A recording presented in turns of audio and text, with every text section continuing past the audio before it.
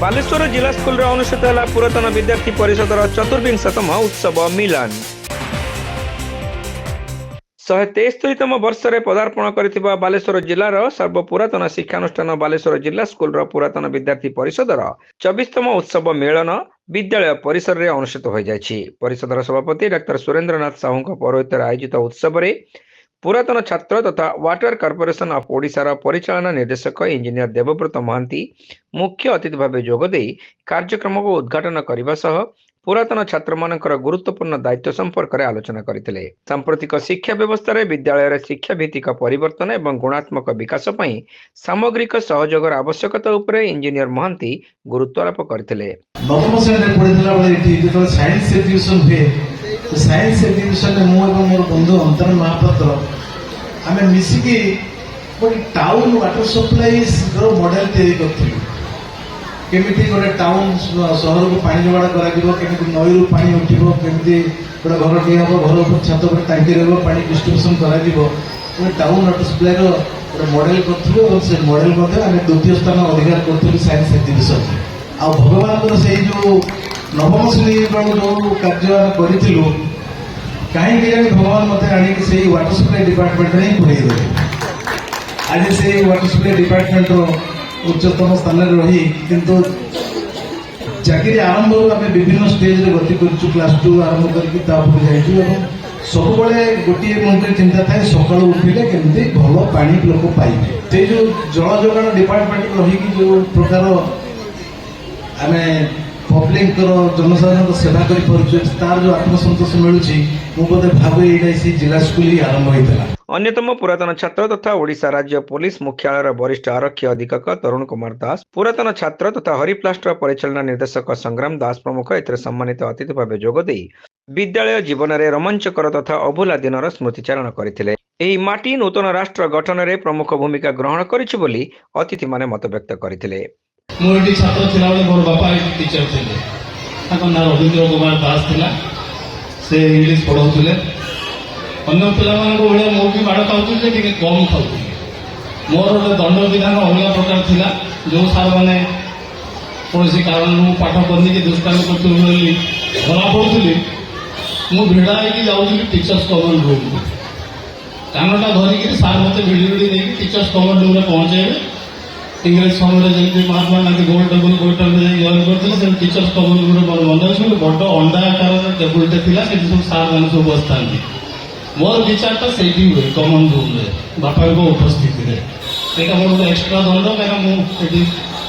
शिक्षकता करुवा सार को पुओ बोली क्या आज खुशी लगे जो एनसीसी रे मुझे पेरेड करी कदम ताल कर मत रिसीव कले भल लगे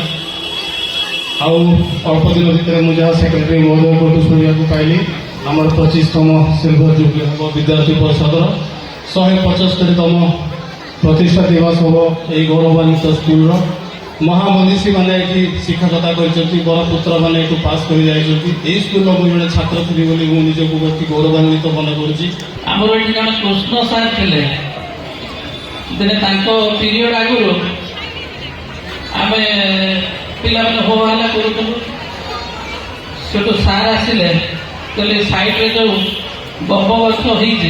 बाड़ी भांगी आन बाड़ी भंगा होती आसला समस्त ठिया कर पिटिले लास्ट को मो पानी थाए मत कह तो पानी सरीगला तू भांगी आन मु पतला पतला दीटा बाछिकी आनी पुणी बाट खाई कहले जहाँ मोटा बाछिकी आनी तो यही जो अनुभूति आम जिला स्कूल केवे भी भूली पारिबानी। आज नृसिंह सार बस गर्व करिया कथा नुहे आमर कनसेप्ट जिते पर्यटन क्लीयर न हुए सार घर उठा आमको दिखती किंतु आज ये कमर्शियलाइज जमान जड़े जड़े शिक्षक 300 पिला 600 पिला ट्यूशन कर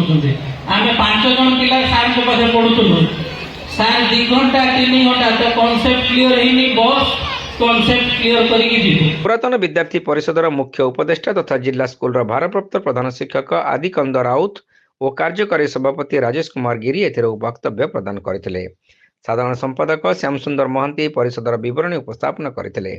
संप्रति विद्यालय रे अध्ययनरत समस्त छात्र छात्री मानकु साधुवाद जणाइबा सहित अनेक राजनीतिज्ञ समाजसेवी डाक्तर अभिनेता तथा बाग्मी पुरुष मानकु एही विद्यालय जन्म देइछि बोली संपादक श्री महांती निज वक्तव्य रे कहिथिले। समस्ते आज एकजुट होइछु